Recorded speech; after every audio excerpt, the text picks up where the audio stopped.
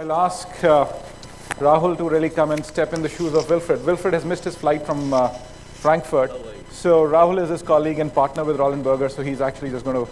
But Wilfred lands at 11 o'clock in the night. So if you want to wait till 11 o'clock, we can do that. Or one option is that we hear Rahul. So Rahul, over to you, please. Okay, so first of all, I will stop the use of the podium. I think it's a very colonial trait that's been bestowed upon us. I think we need to step out of that mindset. Thank you so much, Amit, for the very kind introduction. Yes, I've been asked to fill some very large shoes, and I'll try to do justice to it. I've tried to put together, and as Mark and Justin were saying, it's opportune for us to find an Indian nuanced approach on what is shared value. So we've tried to put together some stuff. We'll try to understand the environment, because that essentially defines what is our approach to the whole thing.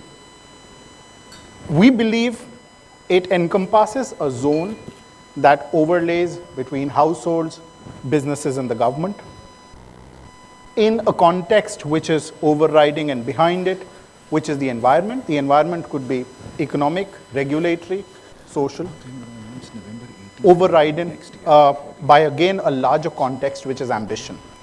And I think the ambition part determines who we really are. Ambition at an individual level, ambition at a country level. The core of this really outlines on how do you create profitable business opportunities that address real social issues, so that have a context to it and that leave a lasting impact and appear to be a sweet spot for value creation. Let's look at India for a second. Well, we have to be proud of the fact that we've grown 3 times faster than the world. A lot of thought today was about, or historically also has been about, how India compares to China. We're not that far off. We are today, as much as, considering that we had a 13-year lag with China, we are almost 82% of what China was 13 years back. So our growth story is very much on track, and it is very much sizable. Incomes are rising, savings are rising, and our labor productivity is in step with our incomes, which are rising. In the interest of time, I'm skipping forth a few set of slides. All this has been supported by substantial government impetus in the last 1 year.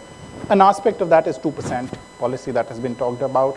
An aspect of that was the Prime Minister's Jan Dhan Yojana, financial inclusion, social inclusion, multiple levels.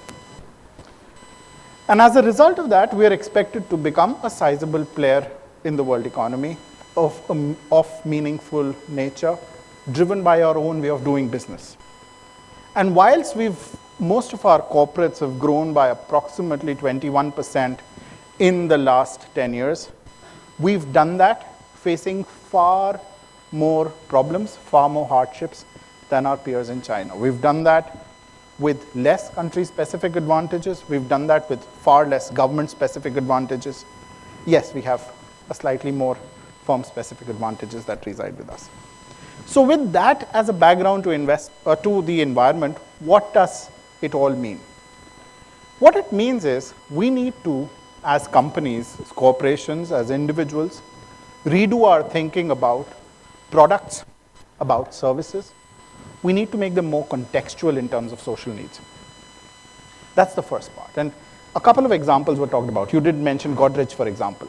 That's a very good example of how it is becoming contextual in some way. We need to find our own measures of determining productivity in this own model. One thing that came out today is that shared value is not charity. It is business, and it is profitable business. But we need to find our own model of determining profitable business. We need to build local investment clusters. We need to create scalable impact. There's no point in creating small islands which are not impacting enough. And that's why an initiative like this, which has some of the largest firms in India supporting it and backing it, is a good idea, because finally we are able to spread our thought at a scalable level across industries, across platforms, across academia and industry, and across the size of industries and the nature of companies that are engaging with. And last of all, at an overall level, we need to link economics to social progress. I took the liberty of taking 5 examples here, which we believe are important and sensible in a context like India. These examples range from GE, which created economically value-added, relevant to India medical devices, delivering extremely affordable healthcare. Godrej, which innovated at some other level. Maruti, which has changed entire concept of rural marketing. Mahindra Finance, which has built an extremely successful business on the concept of shared value. And Vatsalya, which is providing healthcare services in a model that is profitable to the lowest base of the pyramid that we're talking about. And a lot of these examples are known to all of you, so I've skipped some of them, but we'll talk about a couple of them. Godrej, for example. Godrej has innovated and used innovation and technology in a manner that it's created India-specific solutions to India-specific problems, which are addressing a base of population that was earlier not addressed. It is creating market disruptive products, and it is doing that under a framework that can be largely classified as shared value.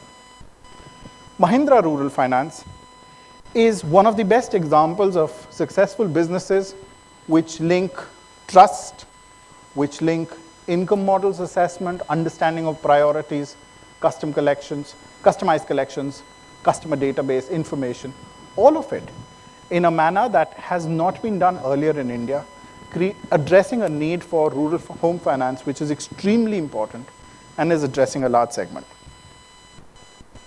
Vatsalya is a model that is Indian, but as was mentioned by Mark, is a great example of how India can show an example that can be replicated elsewhere in the world. It is a model where healthcare needs are being addressed in a very cost-effective, very profitable way. And this model finds not only replicability in India-type or underdeveloping economies, but also in some developed economies. So this is an area where, and this is a concrete example of how India can very well take the lead and replicate this elsewhere. Well, this is what I believe is the conclusion remark. We feel that the intersection of social needs and business solutions rests in 4 statements. It rests in the ability to listen to the customer, which is what the lady did with the bank and the 3 rupee deposit scheme. It is in finding local solutions that meet local needs which are relevant. The ability to decipher between irrelevant local needs and local needs which are relevant is critical. And a lot of these company examples that we've talked about have been able to decipher what is a relevant local need that needs to be addressed. It needs innovation in approach. It needs an ability to leverage technology, because finally that is really bringing the last mile to the last meter across multiple access points, and in driving efficient product solutions.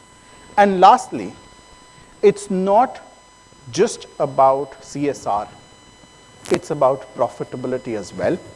And hence the bottom line is profitability as well as social relevance.